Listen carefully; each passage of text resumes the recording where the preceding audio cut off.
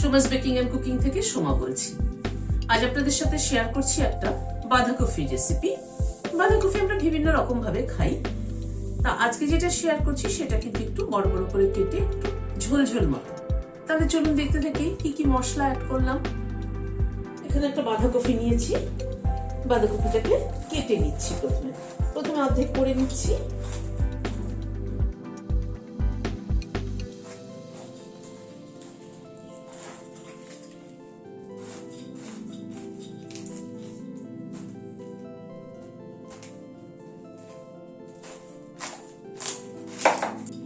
বেশি অর্ধেকটা আজকে ব্যবহার করছি তরকারিতে।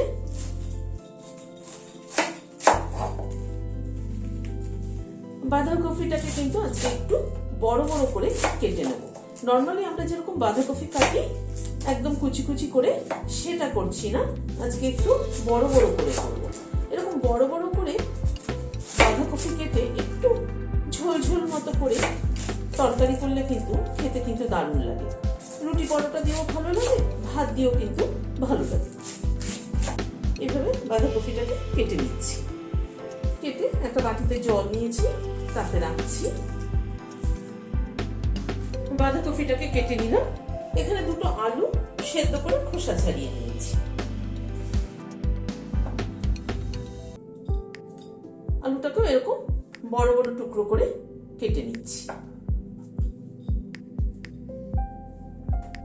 চলুন তাহলে এবার রান্নাটা শুরু করি। একটা সসপ্যানে জল ফুটছে, বাঁধাকপিটা দিয়ে দিচ্ছি। হালকা একটুখানি বয়েল করে জলটা ফেলে দেবো। একটুখানি চেপে জলের মধ্যে ডুবিয়ে দিচ্ছি।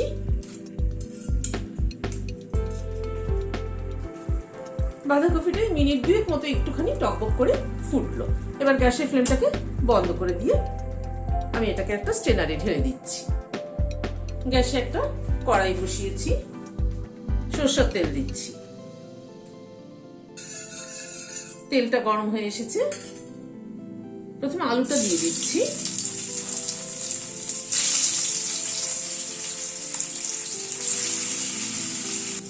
আলুতে একটু নুন ছড়িয়ে দিচ্ছি, সামান্য পরিমাণ একটু হলুদ দিয়ে দিচ্ছি।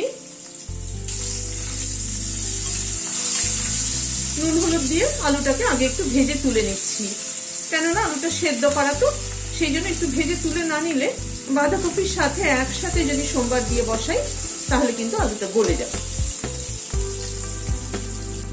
আলুটাকে একটু লাল করে ভেজে নিলাম, তুলে নিচ্ছি।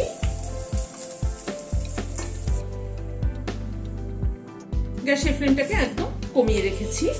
ওই তেলে প্রথমে একটু মেথি ফোড়ন দিচ্ছি।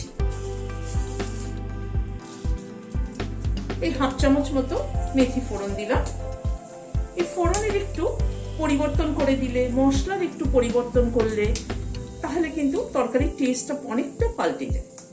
একটা শুকনো লঙ্কা দিলাম, দুটো তেজপাতা দিলাম। মেথিটা একটু ক্র্যাক করার পরে অল্প একটু সাদা জিরে দিলাম। মেথিটা প্রথমে দিলাম এই কারণে যে মেথির গন্ধটা তাহলে বাঁধাকপিতে ভালো মতো আসবে।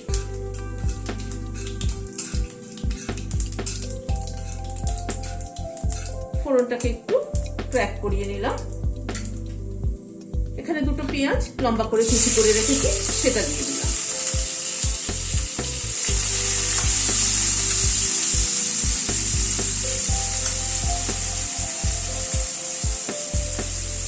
এবার পেঁয়াজটাকে একটু ভেজে নিচ্ছি।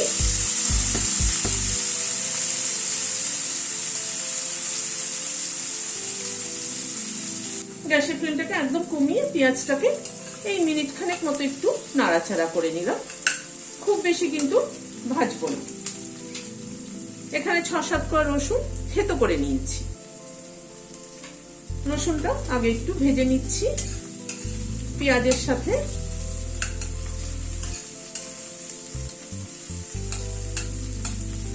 কোনো মশলাই কিন্তু যদি পুড়ে যায় তাহলে কিন্তু তার টেস্ট থাকে না, সেই জন্য মশলা কষানোর সময় গ্যাসের ফ্লেমটাকে খুব মিডিয়ামে রাখতে হয়। হাই করে কখনোই মশলা কষাতে হয় না। একটা কাঁচা লঙ্কা মাথাটা চিড়ে দিয়ে দিলাম। ঝালটা যে যেরকম খান সেইভাবে ব্যবহার করবেন। এখানে 1 চামচ আদা বাটা দিয়ে দিলাম। আমি আদা রসুন যাই ব্যবহার করি না কিন্তু সেটা একদম ইনস্ট্যান্ট থেতো করে বা বেটে নিয়ে করি, তার টেস্টই কিন্তু আলাদা হয়। আর আগের থেকে করে রাখলে ফ্লেভারটা কিন্তু অতটা থাকে না। আদা ঘষা আদা বাটার যদি সময় না পান তাহলে আদা ঘষে দিয়ে দেবেন, তাও ইনস্ট্যান্ট দিলে পরে টেস্টটা কিন্তু অনেক বেটার হয়।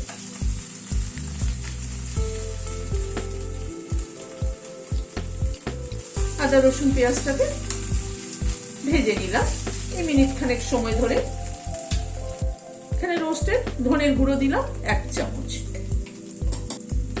রোস্টেড জিরের গুঁড়ো দিলাম 1/2 চামচ, হলুদ দিলাম 1/2 চামচ, নুন দিয়ে দিচ্ছি 1 চামচ, কাশ্মীরি রেড চিলি সামান্য পরিমাণে একটুখানি দিলাম, সামান্য পরিমাণে একটু গরম জল অ্যাড করে দিলাম,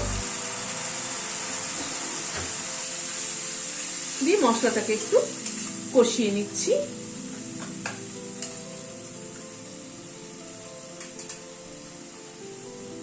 মশলাটাকে আবারও মিনিট 2 মতো একটু কষিয়ে নিলাম। এবার এখানে 2টো টমেটো কেটে রেখেছি, একটু বড় বড় টুকরো করেই কেটেছি, সেটা দিয়ে একটু কষাবো।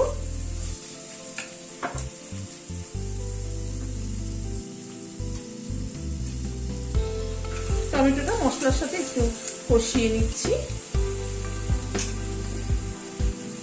খানিকটা কসুরি মেথি অ্যাড করে দিলাম। এই কসুরি মেথির ফ্লেভারটা কিন্তু এই বাঁধাকপির এই তরকারিটাতে খুব ভালো যায়।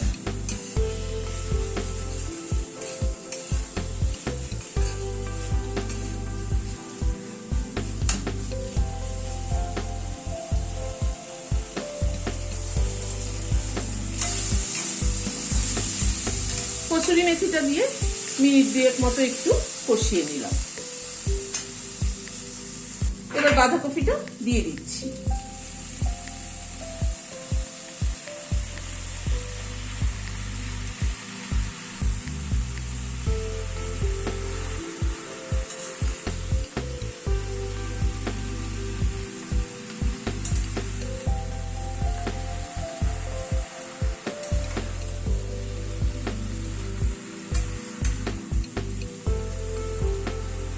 মশলার সাথে বাঁধাকপিটাকে একটু মিশিয়ে দিলাম, দিয়ে এবার ঢেকে দিচ্ছি। গ্যাসের ফ্লেমটাকে মিডিয়ামে রাখছি। প্রায় 8-10 মিনিট মতো ঢাকা ছিল। মাঝে আমি ঢাকাটা খুলে 2-1 বার নেড়ে দিয়েছি, তা না হয়তো নিচে লেগে যেত। বাঁধাকপিটা কিন্তু অনেকটাই মজে এসেছে।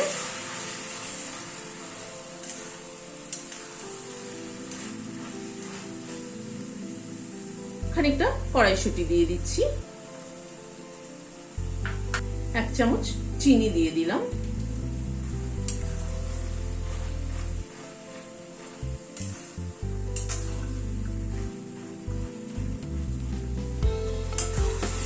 কড়াইশুঁটি আর চিনিটা দিয়ে আবার মিনিট 2-3 মতো একটু নাড়াচাড়া করে নিলাম। এবার আলুটাকে দিয়ে দিচ্ছি।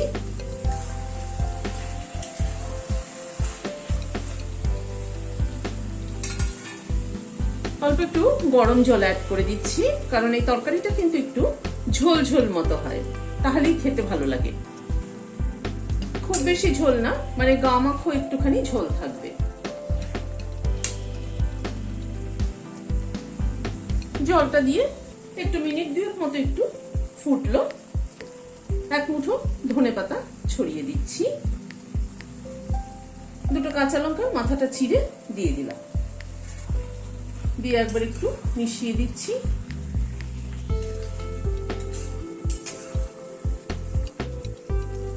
গ্যাসের ফ্লেমটাকে বন্ধ করে দিয়ে ঢেকে দিচ্ছি। স্ট্যান্ডিং টাইম 5 মিনিট, ধনেপাতা কাঁচা লঙ্কার ফ্লেভারটা অ্যাবজর্ব হওয়ার জন্য। এই তরকারিটা কিন্তু ভাত রুটি সবকিছুর সাথেই ভালো যায়। আপনারা বানিয়ে দেখবেন, আমার মনে হয় ভালো লাগবে। ভালো লাগলে একটা লাইক এবং সাবস্ক্রাইব করার অনুরোধ রইল। আজ তাহলে এখানে শেষ করছি। নমস্কার।